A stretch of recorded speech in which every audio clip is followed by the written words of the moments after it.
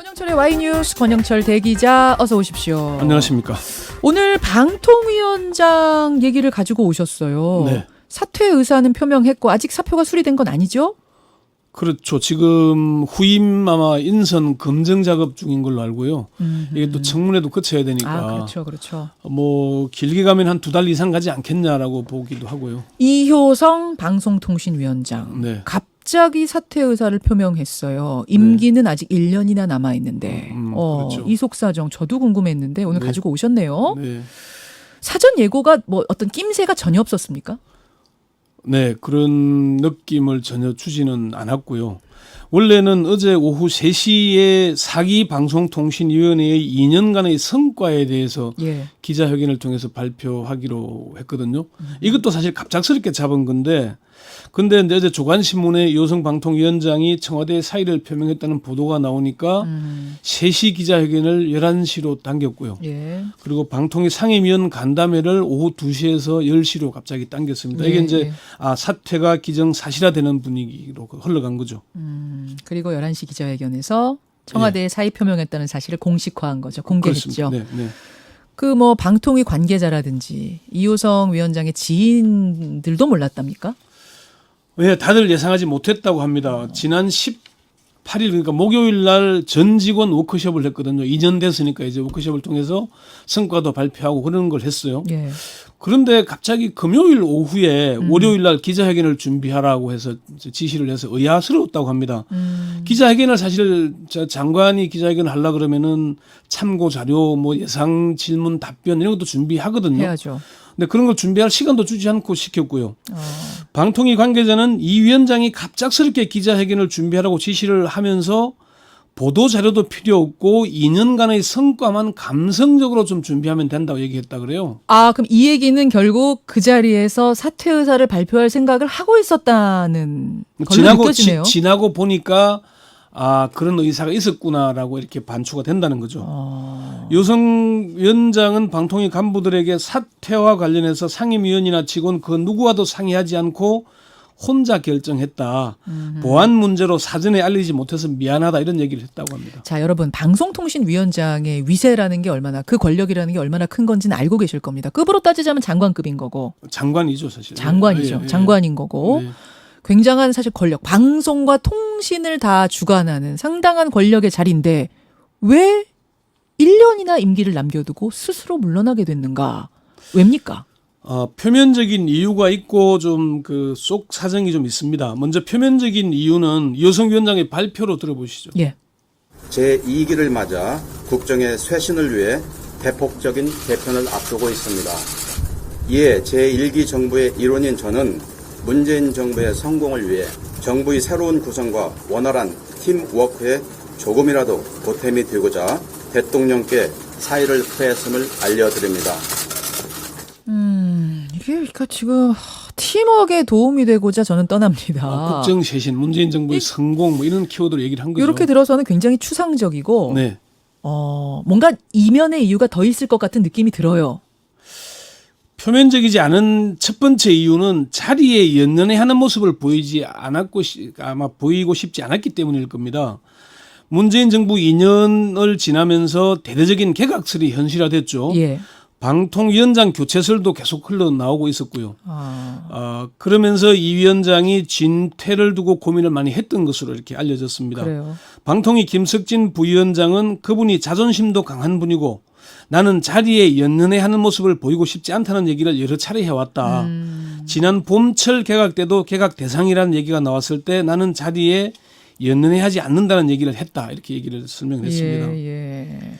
그리고 사실 그 봄철에 그런 개각 대상이라는 보도가 나왔을 때 청와대에 그 사실 여부를 확인까지 했던 걸로 이렇게 알려지고 있습니다. 그렇군요. 네.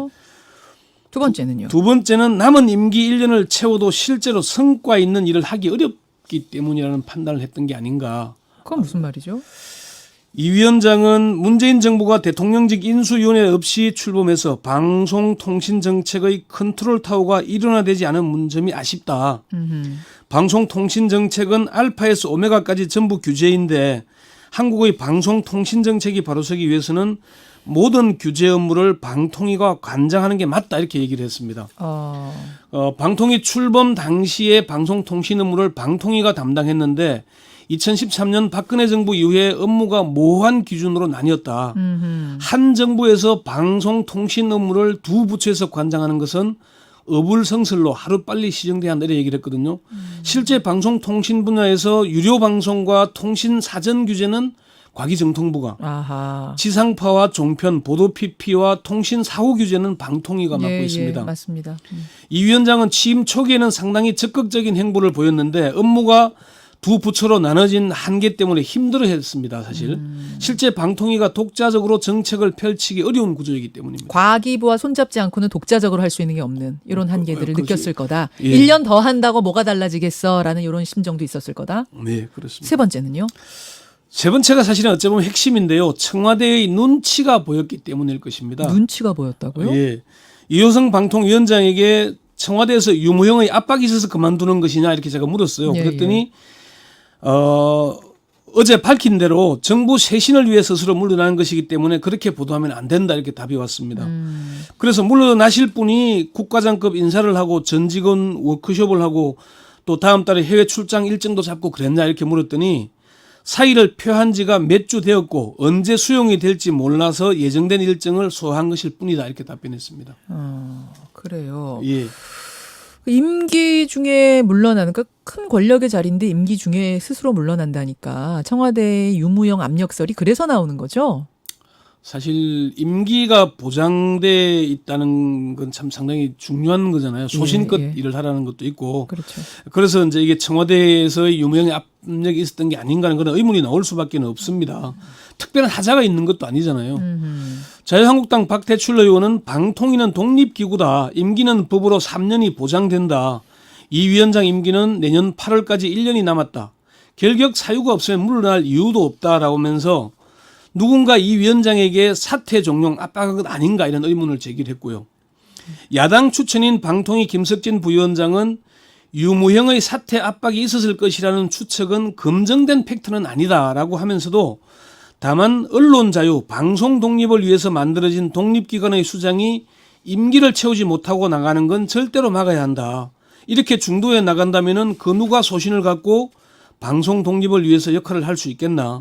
그런 선례를 만들면 안 된다 이렇게 강조를 하기도 했습니다. 아니 근데 예. 유무형 압력설이 그러니까 청와대 압력설을 주장하는 사람들은 그 근거를 뭘로 드는 거예요? 이런 이유 때문에 청와대가 나가라고 했었을 것이다라는 뭐 이유가 있어야 되잖아요. 사실 정무직에 공식적으로 당신 나가라고 압력을 행사하기가 쉽지는 않잖아요. 과거에 왜 이런 박근혜 정부에서도 진영 장관이나 유진용 장관이 나갈 때 예. 그런 논란들이 있었지 않습니까? 그럼 장관들이 나가면서 내가 누구 나가라서 시켜서 나간다고 얘기는 잘 안 해요. 예. 장관 좀 되는 사람의 자존심도 있는 거 아니겠습니까? 그렇지만은 나가게 되는 과정에서 보면은 청와대 인사권자의 언질이 있으니까 또는 경질설이 나오는 건 청와대가 의도적으로 흘리는 경우도 있거든요. 아니, 그러니까 제가 궁금한 거는 네. 경질설이 왜 계속 나왔고 왜 네. 청와대 압력설이 나오는 건지 뭔가가 있으니까 그래서 그렇구나가 있을 텐데 혹시 그 중간 광고 문제로 갈등 빚은 거 그것 때문에 그런 건 아니냐라는 얘기 나오나요? 중간 광고 문제도 있었고 가짜뉴스 허위 조작 정보와 관련돼서 청와대 총리실과 뭔가 좀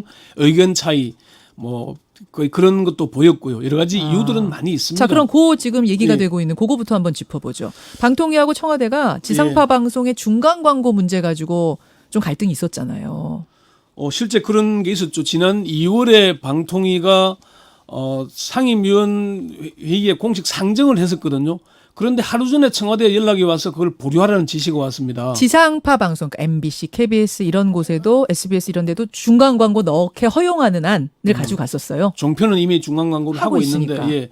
그 안을 이제 시행령을 바꾸면 되는 거거든요. 예. 그럼 방통위가 의결하고 차관회의, 국무회의 거쳐서 통과시키면 되는 겁니다. 그런데 예. 그걸 내일 하기로 했는데 오늘 전화가 와서 그걸 보류하라 그랬어요. 청와대에서 전화가 왔어요. 뭐 청와대 예 그렇습니다. 그런데 그게 지금 5개월이 지나도록 계속 표류하고 있거든요.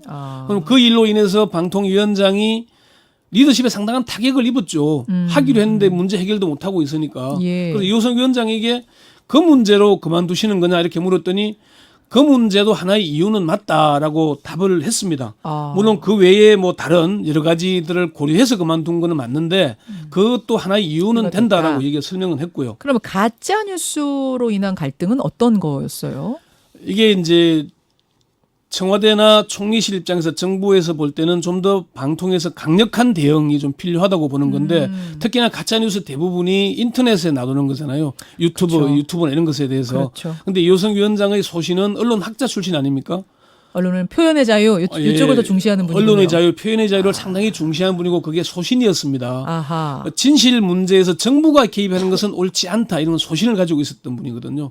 그래서 그 문제에 있어서 정부가 직접 나서서 가짜 뉴스를 규정한다거나 이런 건 옳지 않다는 소신을 가지고 있었고요. 그 수위를 가지고 가짜 뉴스 어디까지 규제할 것인가를 가지고 청와대와 입장이 좀 달랐던 거군요. 그런 점들이 있었죠. 그리고 실제 방통위가 두 개의 정부 부처로 나눠져 있다 보니까 예. 소신껏 정책을 펼 수 있는 데는 상당히 한계가 많습니다. 한계가 있었고. 지금 어차피 이렇게 급변하는 ICT 이런 이 OTT 규제라고 얘기를 하잖아요. 이런 문제에 있어서는 방통위원장으로서는 상당히 한계를 느꼈던 것도 사실입니다. 자, 이제 배경은 알겠습니다. 네. 근데 이제 임기가 보장된 자리니까 사의를 표명했더라도 반려할 가능성도 있다. 뭐 이런 얘기도 나오더라고요. 임기를 두는 이유는 먼저 말씀드렸지만은 인사권자의 눈치를 보지 말고 소신껏 일하라는 취지일 겁니다. 그렇죠. 독립기관의 장이 중도에 특별한 사정 없이 사퇴하는 건 그렇게 바람직한 일이 아닌 거고요. 예.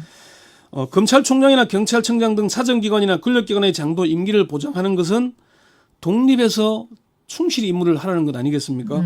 그런데 청와대의 눈치를 살펴서 임기를 앞두고 사의를 표명하고 청와대가 이를 수용하는 관행이 만들어진다면은 임기제라는 게 무슨 의미가 있겠습니까? 아, 이게 관행이 될 수가 있다. 전례가 만들어지는 거잖아요. 아, 마치 판례처럼 이게 한번 되면 예, 이미 지난주에 최종국 금융위원장이 사의를 표명했죠. 맞습니다. 또 이호성 위원장의 사퇴설이 나돌면서 다른 임기가 보장된 기관의 장들도 사퇴를 고민한다는 얘기가 나도 갑자기 이래야 되는 거 아니야? 알아서 먼저 사퇴해야 되는 이런 눈치 보기? 그런 얘기가 나왔습니다. 그래요? 문재인 정부는 촛불 시민혁명으로 집권한 민주정부임을 강조하고 있지 않습니까?